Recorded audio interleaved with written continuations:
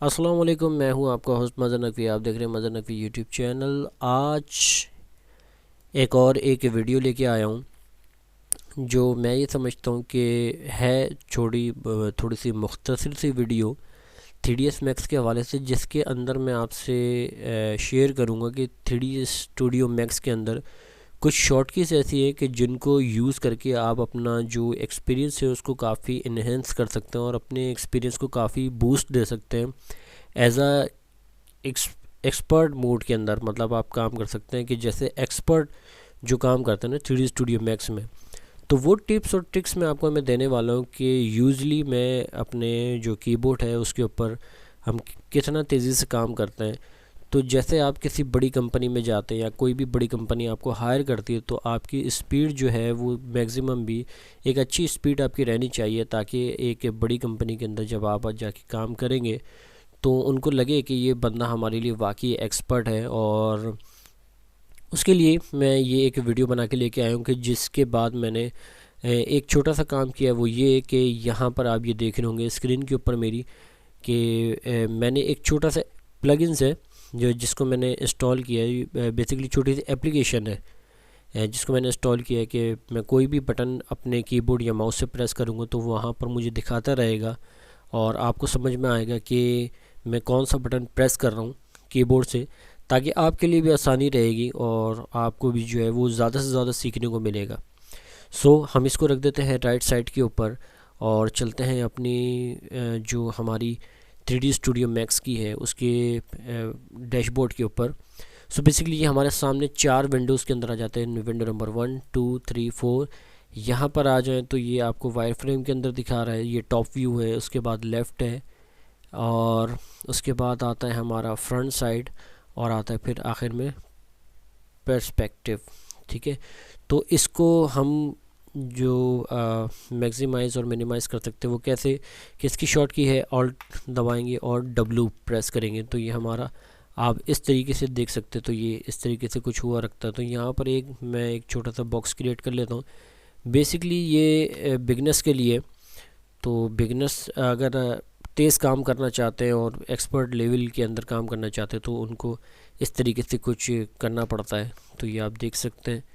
ठीक है, अच्छा इसके अलावा हम क्या करते हैं कि डी प्रेस करते हैं। तो ये आप ये देख रहे हैं कि ये जो एक हाईलाइट आ रही है ब्लू कलर की, तो इसको ऑन ऑफ जो है वो डी प्रेस आप करेंगे तो उसकी मदद से आप ऑन ऑफ कर सकते हैं।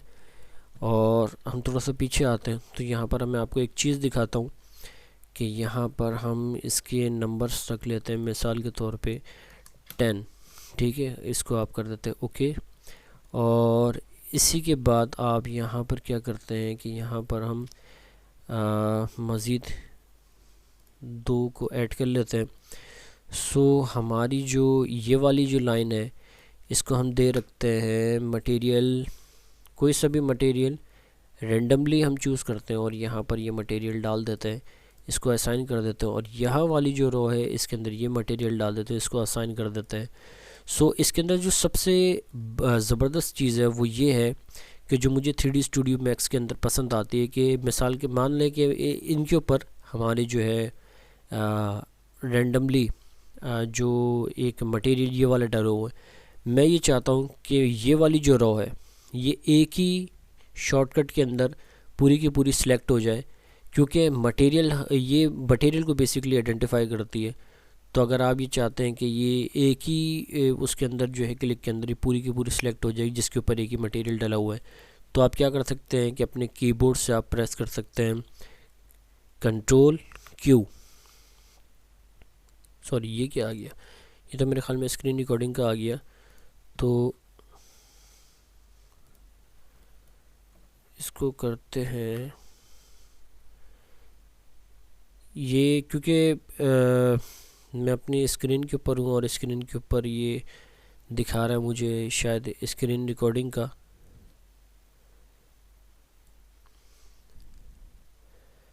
तो उसके लिए आप क्या कर सकते हैं वो मैं बताता हूँ।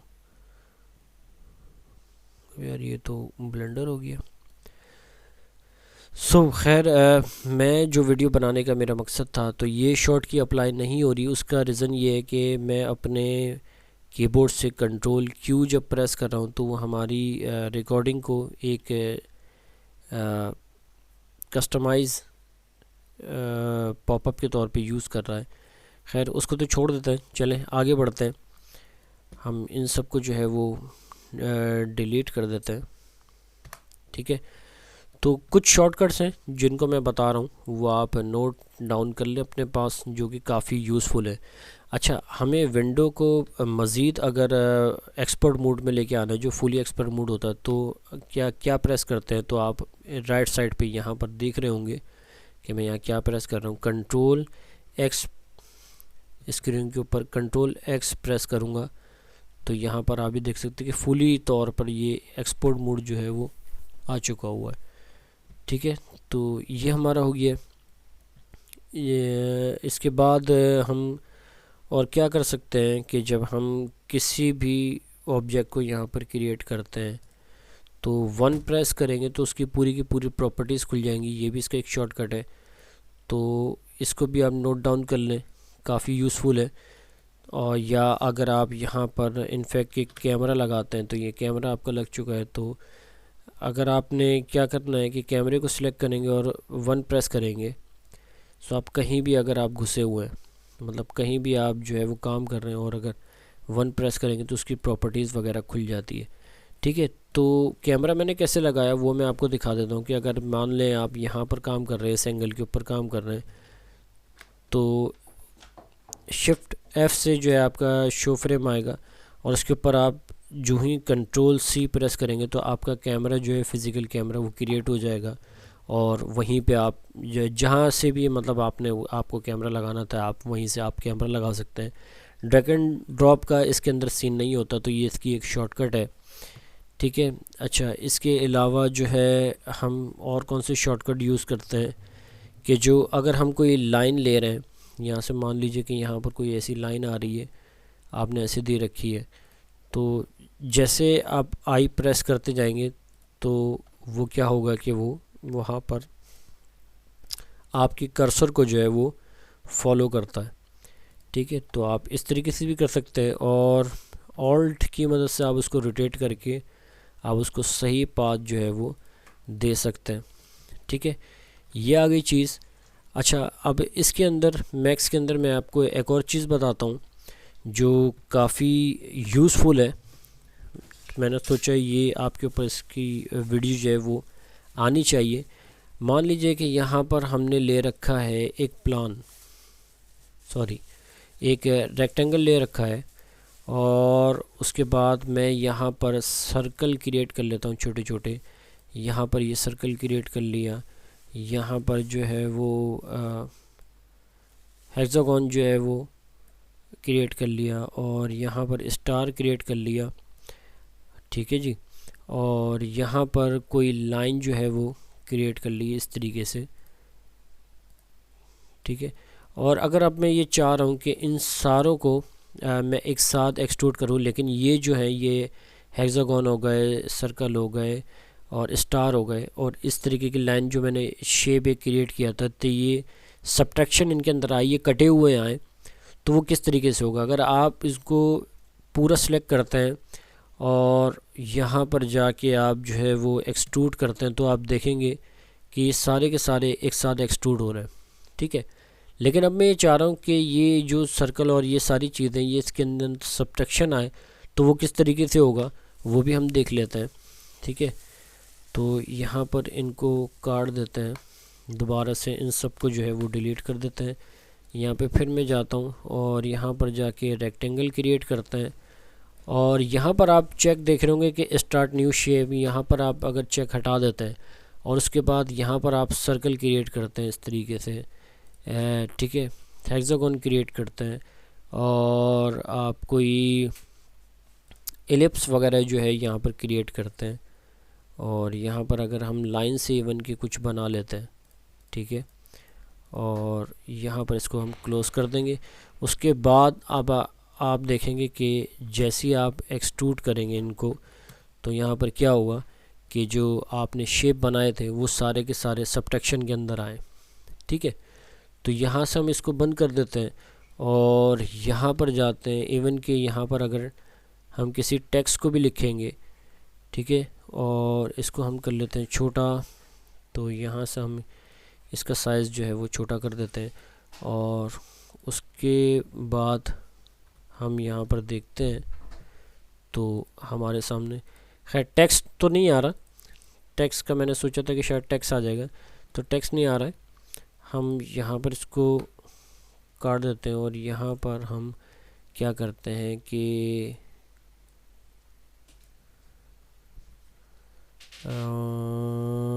कुछ एक और रेक्टेंगल ले लेते हैं। यहाँ पर ऐसे रेक्टेंगल ले लेते हैं और अब हम देखते हैं। अच्छा, ये भी नहीं आ रहा है। ठीक है, तो मेरे ख्याल में वो उसी के अंदर शायद रखना होता होगा। तो हमारा ये जो रेक्टेंगल ले रखा था हमने, तो उसके अंदर हम ये कोशिश कर रहे थे कि और अगर चीज़ें बाद में ऐड करते हैं तो हमारे पास क्या होता है। तो वो जो हमारा जो प्लान था उसी के अंदर जो हमने फ़र्स्ट टाइम सारी चीज़ें ली थी, तो उसी को उसने जो है वो उसकी सब्ट्रैक्शन करी है। ठीक है, तो ये ट्रिक भी आप यूज़ कर सकते हैं, काफ़ी यूज़फुल ट्रिक है कि जिसको आप यूज़ कर सकते हैं और अपने जो एक्सपीरियंस है उसको भी आप इन्हेंस कर सकते हैं। ठीक है, अच्छा, इसके अलावा और क्या हो सकता है कि हम जो 3ds Max के अंदर करें। तो यहाँ पर मुझे एक चीज़ याद आ रही है कि अक्सर होता क्या है कि जब आपने ऐसा कोई ऑब्जेक्ट लिया हुआ होता है तो आप इसको जैसे ही आप यहाँ पर सिलेक्ट करते हैं तो ये सिलेक्ट हो जाता है। ठीक है, तो आम तौर पे कभी कभार आपके साथ कुछ ऐसा भी हो जाता है कि यहाँ पर आप क्या करते हैं कि आप इसके ऊपर ऐसा क्लिक हो जाता है। ठीक है, तो आप जब इसको सिलेक्ट करते हैं ना तो ये सिलेक्ट हो नहीं पाता कि जब तक इस रेक्टेंगल के अंदर ये पूरा ऑब्जेक्ट आपका नहीं आ जाता। तो ये कभी इसकी कोई एक शॉर्ट की भी होती है, तो शॉर्ट की मुझे याद नहीं है, लेकिन मेरे साथ अक्सर ऐसा होता है कि अगर मैं जैसे ऐसे सिलेक्शन लेनी होती तो सिलेक्शन नहीं आ रही होती, तो मैं बोलता हूँ कि यार ये क्या हो गया मेरे साथ। तो उसके बाद फिर मेरी फ़ौरन ध्यान यहीं पे जाता है कि मैं इसको यहाँ पर जो है वो इसको चेक कर दूँ। विंडो क्रॉसिंग के नाम से आ रहा है ये, तो ये भी आप चेक कर सकते हैं, बहुत ही बेहतरीन है। अच्छा, ये कुछ ऐसी ट्रिक थी छोटी मोटी कि जो मैंने सोचा कि ये आपके साथ में शेयर करता हूँ। आप जब इसको अप्लाई करेंगे और इनके ऊपर जब प्रैक्टिस करेंगे तो आपको काफ़ी हेल्प मिलने वाली है। इसके अलावा भी जो मुझे याद आती रहेंगी और छोटी छोटी ट्रिक्स हैं कि जिनको मैं फ्री टाइम में बना कर आप लोगों के लिए ट्यूटोरियल लेके आता रहूँगा। बहुत कुछ आपको इसके साथ जो है वो सीखने को मिलेगा। और आपको पता ही है कि मैं रैंडमली वीडियो आपके लिए लेके आता रहता हूँ, जैसे कि रेंडर से रिलेटेड हो गई कि एक्सपर्ट मोड में रेंडर किस तरीके का होता है। अच्छा, बिगनर्स जो है वो कैसे कर सकते हैं, और ये इस तरीके की छोटी मोटी ट्रिक हो गई। फिर हम एक और टॉपिक बनाएंगे जिसके अंदर हम I2 फॉरेस्ट जो है उसको डिस्कस करेंगे। ठीक है, तो I2 फॉरेस्ट एक बड़ी ज़बरदस्त चीज़ है कि इसको मैं आपको थोड़ा सा एक रिव्यू दे देता हूँ इसका, कि बेसिकली I2 फॉरेस्ट जो है हमारी, जैसे मान लेते हैं ये हमारे पास एक प्लान रखा हुआ है और एक प्लान हमारे पास आ जाता है। हम ऐसे मान लीजिए कि लाइन रख लेते हैं, स्मूथ लाइन ना। तो आप ये इस तरीके का मान लो कि आपने कुछ शेप क्रिएट करके रखा हुआ है।